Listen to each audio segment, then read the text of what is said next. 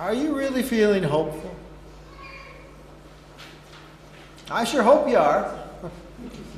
I hope you are. But even if you're not, are you, am I, are we feeling helpful?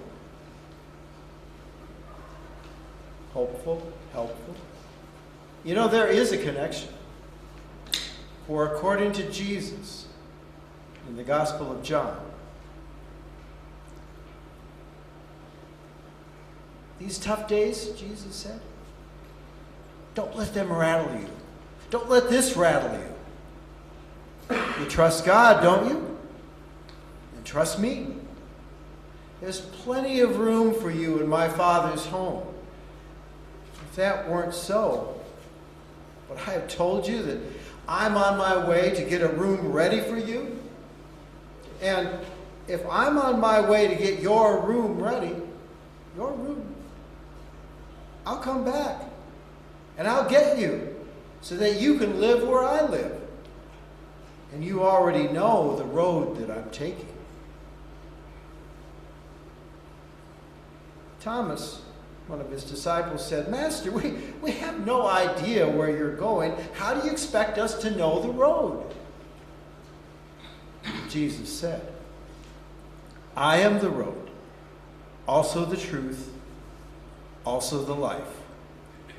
No one gets to the Father apart from me.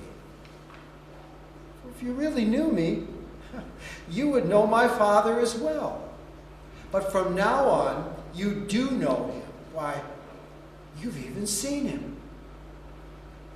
Philip said, Master, just show us the Father, and we will be content. Jesus replied, you've been with me all this time, Philip, and you still don't understand? To see me is to see the Father. And if you can't believe that, believe what you see. These works, my works. The person who trusts me, who trusts my works, will not only do what I'm doing, but do even greater things. Because I, on my way to the Father, am giving you the same work to do that I've been doing. You can count on it. So, if you love me, show it. If you love me, show it by doing what I've told you. I will talk to the Father, and he'll provide you another friend.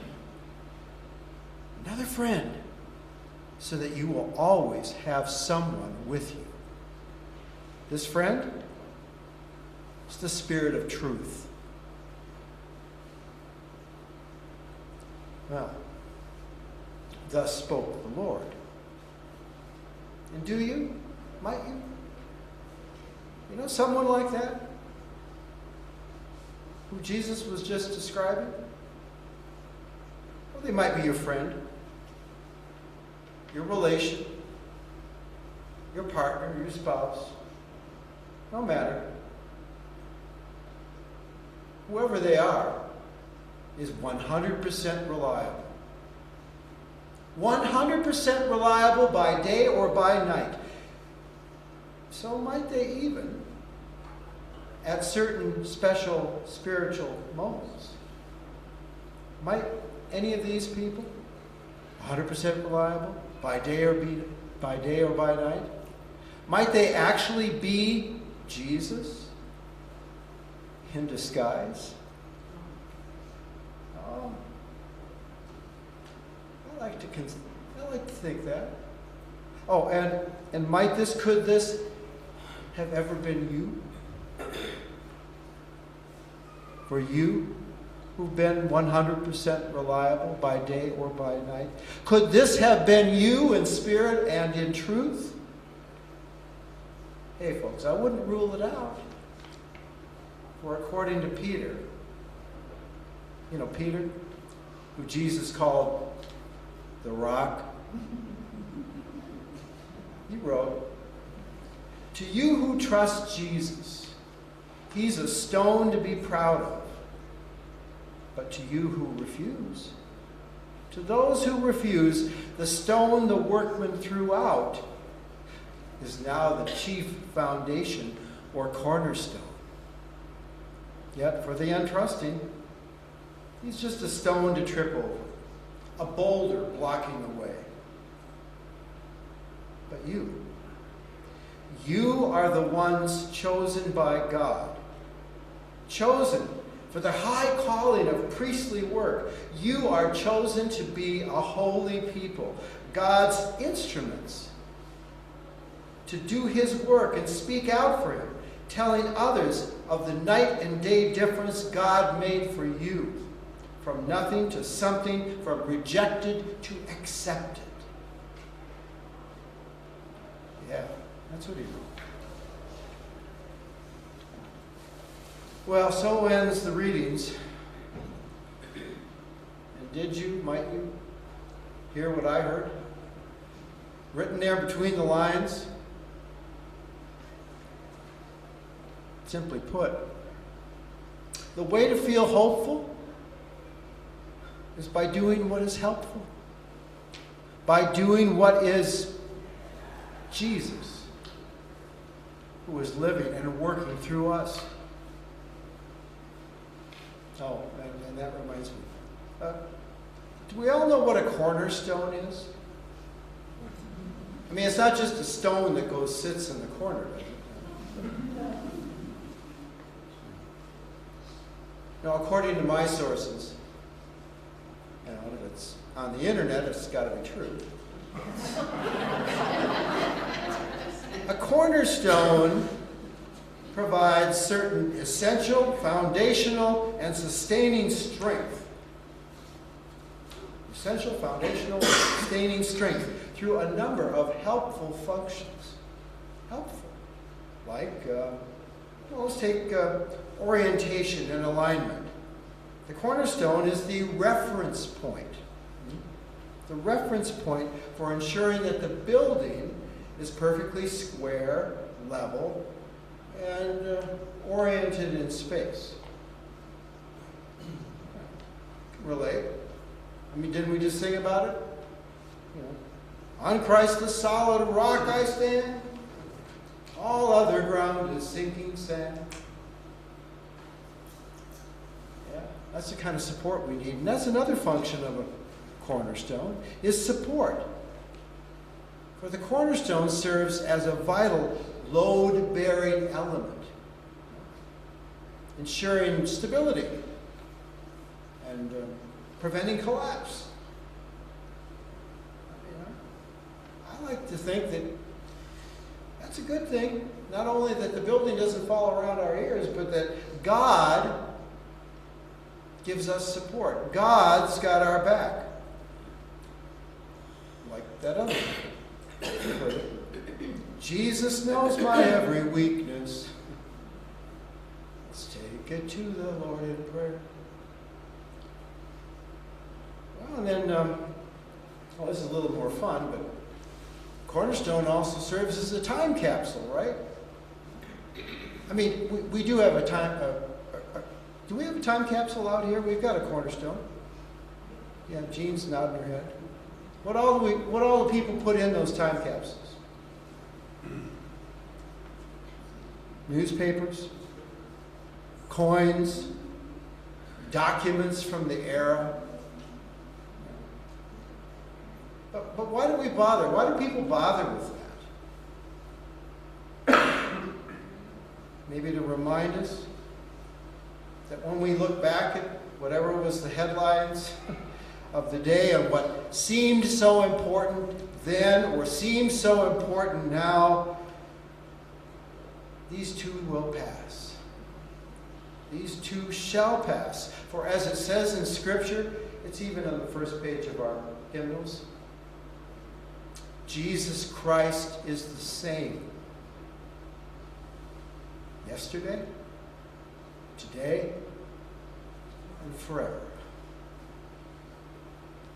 So, the internet says, taken all together, a cornerstone takes on a biblical significance when it calls Jesus Christ our chief cornerstone, who symbolizes essential, foundational, and sustaining strength, as lived out by Jesus, and when practiced by Christians.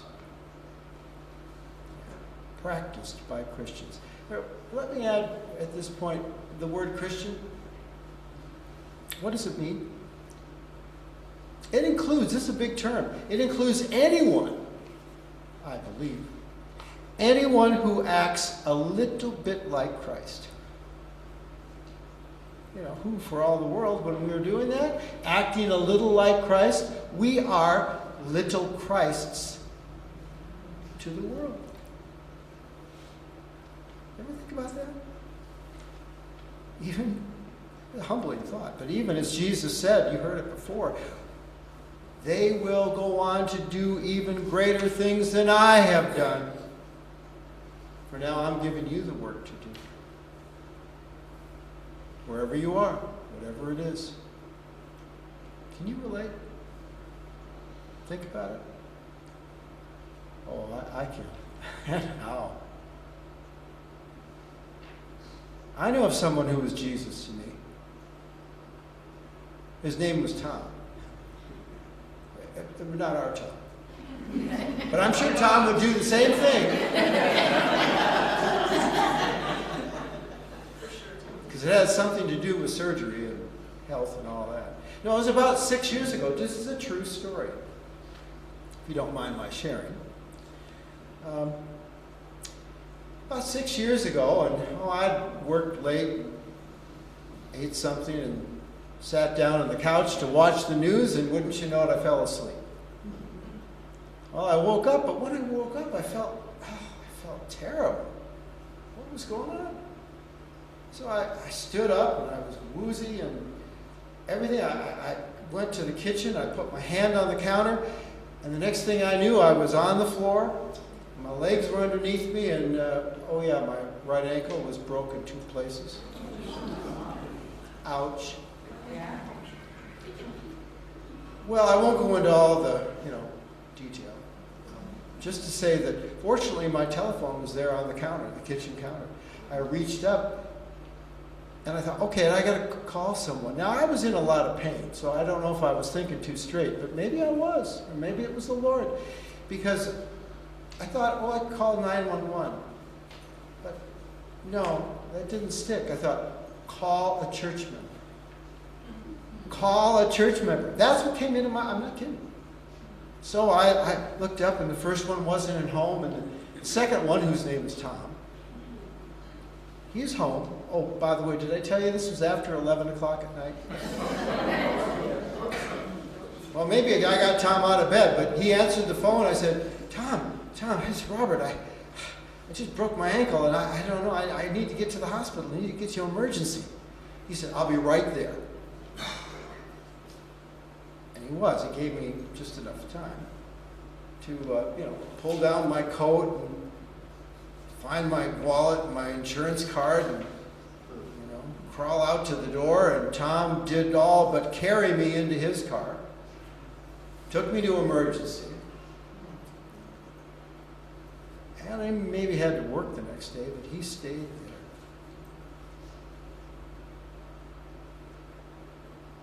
Because, I didn't have my mom and dad around anymore because they've died. All I had in that moment was Tom's number. I called him. He was there. He was there. He stood by my side, or sat by my side in the hospital room until they admitted me. And I'll never forget it. But the more I think about it, even through those painful but shining moments, my friend Tom, for all the world, he might just have been Jesus.